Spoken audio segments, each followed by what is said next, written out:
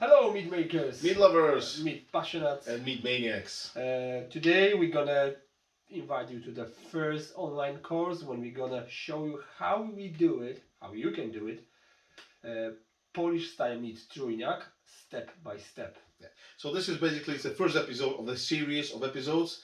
You can watch them and make the meat with us as obviously as the time go past.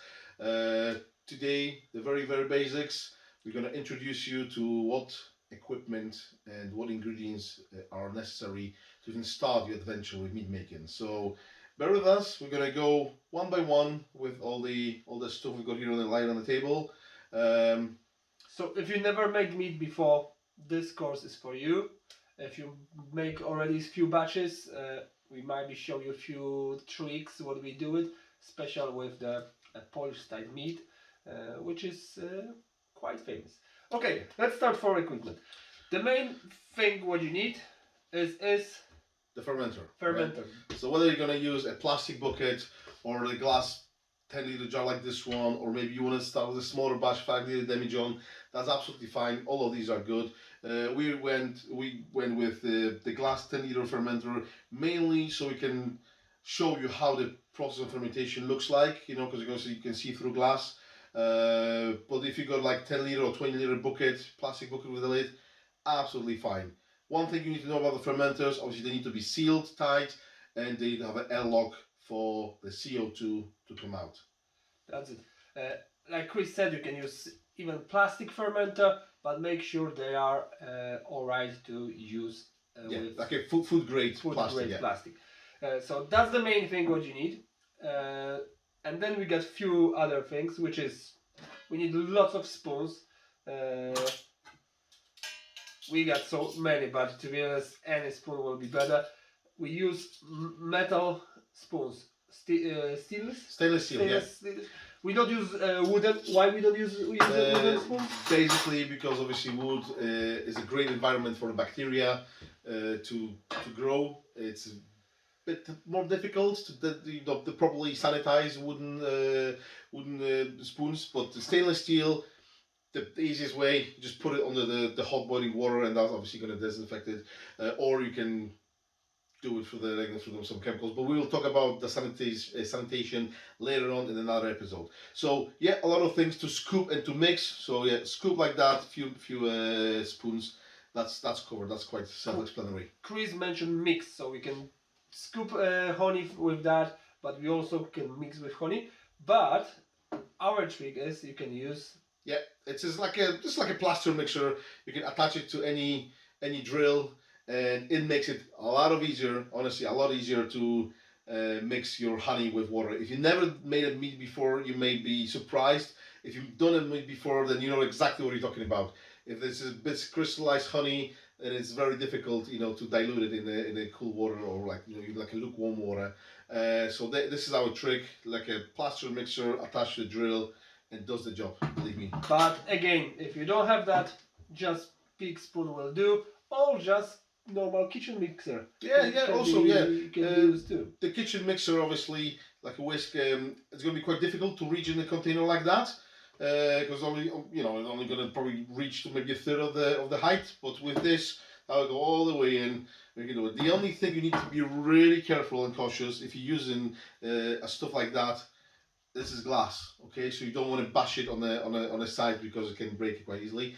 You're much safer if you're using plastic fermenter, then you can just literally knock yourself out. Another few words about fermenter and mixing. Our fermenter got quite wide entry. Yeah, it's a wide mouth. Sometimes you can get it with very thin. Yeah. I mean, basically the standard 5-liter or 1-gallon demijohns, they are the mouth is really like maybe 2 inches across. That makes it slightly more difficult to transfer things in and out. But again, if you got one of those, they're perfectly fine. We all started with them, bought on the cardboard sale or something like that. So you don't need to go and buy specifically new equipment. If you already got like 5-liter demijohn, that's fine. But I mentioned that because of mixing. Yes. All what Chris said is absolutely fine. But of course, if we got small entry, it's gonna be difficult to mix it. So then you're gonna need pan, bucket, some other vessel when you're gonna mix your mead, which is we're gonna show you later. Yeah, exactly. Then obviously you need a funnel or something to put it and transfer it, but we passed that stage. We went wide mouth because it's just simply easier. So we got spoons, we got fermenter. Next thing what we probably gonna use, it's scale. Yeah. Electric scale. Little digital scale. Yeah, digital scale. It's quite accurate. This one is only 500 grams because we're not going to weigh anything heavy. We're going to weigh yeast and the nutrients. So this is the only 500 grams capacity. However, it's quite accurate. I think it's like a 0.001 gram. So it's 100th of the gram accuracy. So it's quite good. They're not that expensive. You can get them online from Amazon and places like that. But honestly, they're doing a job. They do a job. You can do it. You could do it in mead without it, but like Chris said, it's very cheap. It's better to get it. But in my opinion, it's not possible to do it mead without this small thing. This is hydrometer. This is basically measures the gravity of the wort of your mead. So because obviously the water with the sugar from honey is denser than just the water, it will show you how exactly dense is it, and that's we call it the gravity. And then as the yeast are eating sugar and producing alcohol, it's getting less and less dense, and you can actually see how it drops lower. And then you can obviously use those two readings to kind of to see if the fermentation is running healthy. And also when it stops, because if you measure it, twice in the space of few days, and it's the same reading, that means the fermentation is probably completed, and you can go to the next step. And that's the main reason why you need that. Yeah. And that also could help you calculate how much alcohol have your drink if you're interested, which is we're gonna mention that exactly. later. This is only a few pounds. Honestly, get one. If you haven't got one, get one. Get two. Get two. Get two. Get Because two. they're very easy to smash. So it's better to have two. Obviously, with this one, you will probably also need some sort of a measuring jug or something, tube, something where you can put a little sample and put your hydrometer in. They very often they may come as a set. Yeah. So that's pretty much it. Another thing. Digital thermometer. Yeah. Not necessary. No, any thermometer will do. This is mainly to make sure that you're not pitching yeast to the wort, which could be maybe too hot or too cold. So yeah, just everything to keep your yeast happy. That is what we don't need straight away. We're gonna need probably after first few weeks, 3-4 weeks after we start, but it's gonna be necessary later. What it is just that's like a silicone tube, just literally for transferring meat from one vessel to another. Which is we show you later on. We use like a syringe, but all it is to take some samples from your wort. You can do it by this or maybe even by cup. But it is very helpful. It's handy. Also, but what I use the turkey baster for basting. But yeah, it's basically a tube with a little rubber thingy which you use for for basting a turkey or any meat or whatever. Again, you can get them in any like the home stuff shop for like literally a few quid. It's not really expensive and also does the job. And it will stay for long with you. Exactly. One equipment what we don't have here is the funnel. Funnel, because we have quite wide entry to our fermenter. If you got small entry, then you're gonna need funnel to put wort and water to your fermenter. Of course. Oh yeah, go on. Sorry. So another thing which you don't necessarily need, but it's quite handy. This is the acidity meter or pH meter, and that it does exactly that. They measure the pH of your wort, of your mead. Again, honey is usually very acidic, and yeast like to have their environment quite friendly.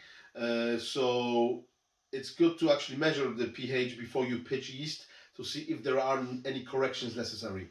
Again, if you don't have one, that's fine. Most likely you will start, but if you're like, if you've done a few batches and maybe some of them didn't start very well, or some of them start slower than the other, that might be the reason. Maybe the pH wasn't correct. So again, not very expensive. You can get it on a the eBay and Amazon for a few pound. Worth to have. But like we said, my first batches, I never use it. No, and the meat still was work well, but it's very handy. And then, of course, we're gonna need some water. Yeah. We're gonna need some honey. We're gonna need some honey, so we're gonna bucket of honey. We don't need as much like is in the bucket. We're gonna measure later, so we show you. But yes, we're gonna need some honey. We got 10-liter fermenter, so we're gonna need about 3.3 liters of honey if we want to make Trujniak. Of course, if you do it, you can do it lower, like less honey, and your meat gonna be a little bit more dry or with less alcohol. But we do it through Trujniak today, so 3 liters and 300 milliliters we need for 10-liter batch. Did you mention water? Water, yeah. Yeah, water. The best one is the spring water.